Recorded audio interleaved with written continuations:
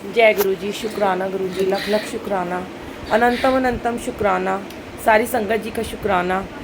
पहले तो नेहा आंटी और अंकल को बहुत बहुत मुबारक, आज उनकी मैरिज एनिवर्सरी है। बहुत बहुत बधाई हो आपको और अंकल को। आपकी जोड़ी ऐसे ही बनी रहे और आप ऐसे ही गुरु जी का सत्संग कराते रहो। जब मैं आई थी तो आंटी ने कहा कि आंटी बस अब आते रहना। मैंने कहा ये तो गुरु जी जब बुलाएंगे, जब हुक्म होगा आ जाएंगे। एक्चुअली में ये नेहा आंटी हमारे यहाँ हमेशा बहुत सालों से आती हैं और हर सत्संग में आती हैं। तो जब ये छोटे से अपने बेबी को लेके आती थी तो मैं यही सोचती थी कि पूछती थी मैं इनसे कहाँ रहते हो, तो मैं कहती थी कहीं भी मैं मैसेज डाल दूँ ना, ये वहाँ पहुँच जाती हैं सत्संग में। एक बार तो इनका ऑटो वाला बैग ही उसमें ऑटो में रह गया था, बच्चों के कपड़े का, नए नए कपड़े थे।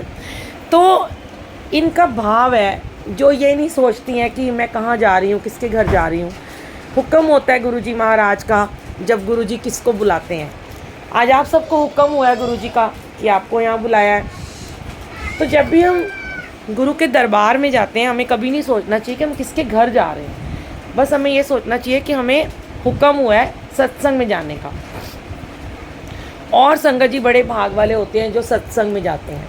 नहीं तो आप देखो दुनिया में इतने इतने लोग बैठे हैं, कहते हैं ना इन्हीं की कृपा से सजे हम हैं, वरना हम जैसे तो करोड़ पड़े हैं, इधर उधर रुल रहे होते हैं। और जे तू ना पढ़दा साड़ी माँ असा रुल जाना सी, हम रुले ही हुए थे सारे के सारे। आज गुरु जी ने हमारी बाँ थाम ली है इस कलयुग में, तो सारों के जीवन संवर गए हैं और सुधर गए हैं जितने भी बिगड़े हुए थे। मैं आज आपको बैठे बैठे मेरे को भी हंसी आ रही थी। मैंने सोचा था कि मैं गुरुजी क्या शेयर करूं, तो मुझे गुरुजी ने 3-4 दिन पुराना, मैं हम रोज़ सेवा में जाते हैं तो 3-4 दिन पहले सत्संग की बात है। वैसे तो मैं भूल जाती हूँ मैं कहाँ गई थी, क्योंकि मुझे कल का ही याद नहीं होता कि मैं कहाँ गई थी, इतने सत्संग होते हैं। तो एक ना सत्संग के बाद ना मुझे कुछ संगत ने क्या बोला, हंसते हंसते उन्होंने मुझे बोला, कहते हैं आंटी हम ना सत्संग में जाते हैं ना गुरुजी के, वो शायद इधर ही रहते हैं, उत्तम नगर साइड में कहीं रहते हैं। और मुझे पता है यहाँ बहुत सत्संग होते हैं, बहुत ऐसे लोग भी हैं जो बहुत मिसमैनेज तरीके से सत्संग करते हैं, जहाँ बिल्कुल डिसिप्लिन नाम की कोई चीज़ ही नहीं होती है। आ रहे हैं, जा रहे हैं, खा रहे हैं, आधा छोड़ रहे हैं, जूठा छोड़ रहे हैं, बातें कर रहे हैं, फ़ोन का यूज़ कर रहे हैं और उनको कोई मतलब नहीं है कि सत्संग में बैठे हैं कि कहाँ बैठे हैं, लगता है पार्टी में बैठे हैं।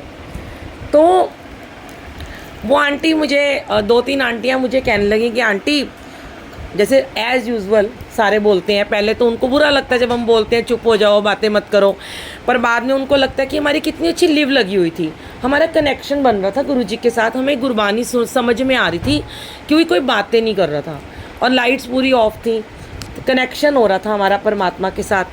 तो संगत जी हम सत्संग में आते तो इसीलिए है ना कि हम उस भाव को ग्रहण कर सकें, हम उस ऑरा को अपने अंदर ले सकें, उतार सकें। किसी भी गुरुद्वारे मंदिर में जब आप जाते हो यही सोच के जाते हैं ना कि हम कुछ लेके आएंगे। क्या लेके आएंगे? भक्ति लेके आएंगे। भक्ति में शक्ति मिलती है, बीमारियां दूर होती हैं। गुरु जी का द्वार तो ऐसा है जी, सुना है कि लोग कहते हैं कि बीमारियां दूर होती हैं, हमने तो देखा है और हमारी तो हुई हैं और हमारे आसपास वालों की, करोड़ों लोगों की रोज़ाना हो रही हैं। तो वो आंटी मुझे हंसते हंसते कहती हैं कि आंटी हम मंदिर के कीर्तन में भी जाते हैं, हम सत्संग में भी जाते हैं, पर आज हमें ऐसे लगा जैसे ना हमें किसी ने ना यहाँ बांध के बिठा दिया हो, किसी ने हमें कैद कर दिया हो। हंस रही थी वो, मैं भी हंस रही थी। तो मैंने कहा गुरुजी की कैद तो नसीब वालों को मिलती है। और वाकई में आप कभी ध्यान से सोचना कि पहले कभी ऐसा होता था कि हम माता रानी के कीर्तन में जाते, कृष्णा के कीर्तन में जाते थे, कोई आपको ऐसे नहीं बोलता था चुप हो जाओ, बातें मत करो, डिसिप्लिन में रहो, अपनी जगह पे बैठो, अपनी जगह चेंज मत करो, क्योंकि उससे डिसिप्लिन ख़राब होता है। अब आप यहाँ बैठे हो, वो वहाँ बैठा है, वो उठ के वॉशरूम गया, फिर वहाँ चले गए, फिर वो वहाँ चला गया, तो सब का डिसिप्लिन ख़राब होता है। तो ये जगह ऐसी है, गुरुजी ने कहा कि जहाँ तुम्हें सेवादार बिठाते हैं वहीं तुम्हें बैठना है। तो मतलब आप गुरुजी की कैद में आ गए। आज उन्होंने आपको अपने बाहुपाश में, अपनी गोदी में पकड़ के रखा हुआ है। तो मैंने कहा ये दर ही ऐसा है कि जहाँ पे डिसिप्लिन नाम की चीज़ ही सिर्फ मानी जाती है गुरुजी के दरबार में, और उन्हें कुछ नहीं चाहिए, ना चोले, ना फूल, ना लंगर। आप उन्हें कुछ नहीं भी खिलाओगे ना, सादा जल भी पिला दोगे ना, वो तब भी आपको ब्लेस कर देंगे। उन्हें हमारी ये मटेरियल चीज़ों की कोई ज़रूरत नहीं है। कुछ नहीं चाहिए उनको। पर उनको ये चाहिए कि पहली बात, यहाँ आके मनमानियाँ नहीं करनी होती हैं, अहंकार नहीं करना होता। कोई ये सोचे कि मैं तो बड़े उससे आया हूँ, मैं बड़े घर से आया हूँ, मैं ज़मीन पे क्यों बैठ रहा हूँ, या मेरे को उधर क्यों बिठा दिया, मेरे पति को उधर क्यों बिठा दिया। बहुत सारी चीज़ें हैं जो आपको समझनी पड़ेंगी कि किसी का हस्बैंड उधर बैठ गया, पत्नी वहाँ बैठ गई, बच्चा वहाँ बैठ गया, वो हुक्म है गुरु का। यहाँ कोई परिवार नहीं है। इस दरवाजे के अंदर आते ही रिश्तेदारी ख़त्म, ओनली गुरुजी और संगत का रिश्ता बस। ये नहीं कि आपने सोचना है कि मेरा बंधु क्यों नहीं आया, मेरी बहन आएगी तो मैं उसको आगे बिठा दूंगी। देखो, जिसको जो आएगा पहले वो आगे बैठ जाएगा, जो बाद में आएगा वो रूम में जाके बैठेगा। अब वैसे तो हम ये कहते हैं कि बेड पे मत चढ़ के बैठा करो, क्योंकि जगह की अगर शॉर्टेज होती है तो हम कह देते हैं कि जगह नहीं है तो आप बेड पे जाके बैठ जाओ। लेकिन कोशिश करा करो कि ज़मीन पे बैठो। ज़मीन पे बैठने से ही आपके सारे दर्दें, बॉडी के जितने भी आपके घुटने, कमर दर्द, जितनी बीमारियां हैं सारी यहाँ बैठने से ठीक होएंगी, वरना नहीं होएंगी। तो जब आपको कोई, क्या हो गया आंटी, कोई भी सेवादार जब आपको बोलता है कि चुप हो जाओ, तो संगत जी वो अपने लिए नहीं बोलता। उसको क्या लेना, हम आपको जानते भी नहीं हैं, हम यहाँ पहली बार आए आंटी के यहाँ, आप कहाँ से आए हो, हमें क्या मतलब है। हम वो चीज़ें शेयर करते हैं जो हम रोज़ाना देखते हैं, जो हम रोज़ सत्संग में जाते हैं, जो हमने डिसिप्लिन सीखे हैं, जो बड़े मंदिर में डिसिप्लिन माने जाते हैं, वही सत्संग में आपको बताया जाता है। तो आप बुरा मत माना करो। कोई आपको बोलता है चुप हो जाओ, फ़ोन पे बातें मत करो, बच्चों को पकड़ लो, शोर मत करो, वीडियो मत बनाओ, फ़ोन का यूज़ मत करो, वो सब गुरुजी के कहे हुए नियम हैं। बड़े भोले हैं हमारे गुरुजी, महाशिव उनको क्यों कहा गया है। वो ज़्यादा वहमों में नहीं डालते, पर हाँ एक रुतबा तो है परमात्मा और भगत का, कि परमात्मा ऊंचे स्थान पे बैठा है, आपने किसी महापुरुष को अपने घर में बुलाया है तो एटलीस्ट उसकी सुन तो लो कि वो आपको कहना क्या चाहते हैं। ये 2 घंटे में जो आप गुरबानी को सुनते हो ना, ध्यान से अगर सुनोगे तो ये आपके प्रश्नों के उत्तर हैं, इस गुरबानी में ही छुपे हुए हैं। पर हम है कि हम ध्यान नहीं लगाते हैं, हम किसी को पॉइंट आउट नहीं करते। जो आया देखो, हम जानते भी नहीं कल कब कहाँ मिलोगे, नहीं मिलोगे। आगे से ध्यान रखो कि जब सत्संग में आते हो ना, तो इधर उधर मत देखा करो, कौन आ रहा है कौन जा रहा है। किसी को पैर नहीं छूने हैं, या कोई सांस नहीं। उस दिन जब संगत में बैठ गए, गुरुजी बैठे हैं, कोई किसी के पैर नहीं छूने, चाहे बड़ा छोटा जो भी आएगा।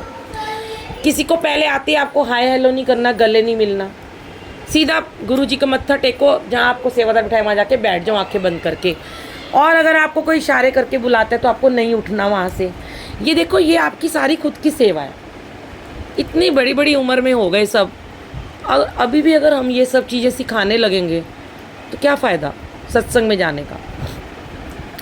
मैंने देखा है बड़ी बड़ी उम्र की आंटियाँ ही ज़्यादा तंग करती हैं, उनको जितना मर्जी मना करो, उल्टा यंगस्टर बच्चे मान जाते हैं, छोटी उम्र के बच्चे मान जाते हैं, पर बड़ी उम्र के लोग नहीं मानते हैं। उनको जितना मना करो वो उतना अपनी जगह से हिलते हैं।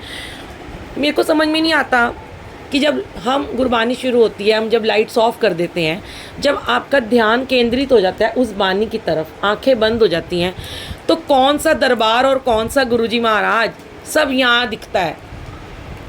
आइज़ क्लोज, यहाँ रूम में बैठा परमात्मा के दर्शन हो रहे हैं, ये दर्शन करने होते हैं। ये इधर उधर झाँक के मन करता है गद्दी देखें, गुरुजी का स्वरूप देखें। अब इनके घर में छोटा स्वरूप था, दिख भी नहीं रहा। किसी घर बहुत बड़े होते हैं, किसी के इतना सा होता है। स्वरूप में गुरुजी हैं, लेकिन जब सत्संग होता है ना, गुरुजी हर कोने कोने में विराजमान होते हैं। नीचे जो हलवाई खाना बना रहे हैं, क्या उसको नहीं ब्लेस कर रहे? वो तो बैठा भी नहीं यहाँ पे आके। जो भी सेवादार अपनी सेवा कर रहा है, किचन में खड़ा है, उसको भी तो गुरुजी ब्लेस कर रहे हैं। जो आंटियाँ उस कोने कोने में बैठी हैं, उनको भी ब्लेस कर रहे हैं। कभी मत सोचो कि गुरुजी हमें नहीं देख रहे। गुरुजी अंतर्यामी है, सबको देखते हैं, एक नज़र से देखते हैं। और सबसे बड़ी बात, जो जिनको गुरुजी नहीं दिख रहे ना, उनको गुरुजी सबसे पहले देखते हैं, याद रखना। यहाँ आगे बैठे वालों को तो वो देखते ही नहीं है, पीछे बैठे वालों को ज़्यादा देखते हैं। आगे से कभी भी जाओ ना जहाँ बैठने का कहते हैं, जहाँ सत्संग होता है ना, जैसे बड़े मंदिर है, बड़े मंदिर की दीवार के आगे से भी निकल जाओगे ना, ब्लेस हो जाओगे। और सत्संग के कमरा भर गया, सीढ़ियों में बैठने का मौका मिल गया ना, वहाँ भी ब्लेसिंग मिलेगी आपको। ये नहीं कि वहाँ पे ब्लेसिंग नहीं मिलेगी सीढ़ियों में जो बैठा हुआ है। जो लोग जोड़े घर की चप्पलों की सेवा करते हैं नीचे बैठ के, तो उनको गुरुजी क्या ब्लेस नहीं करते हैं? पर ये अपना स्थान चेंज मत किया करो, मैं आपको बार बार कह रही हूँ।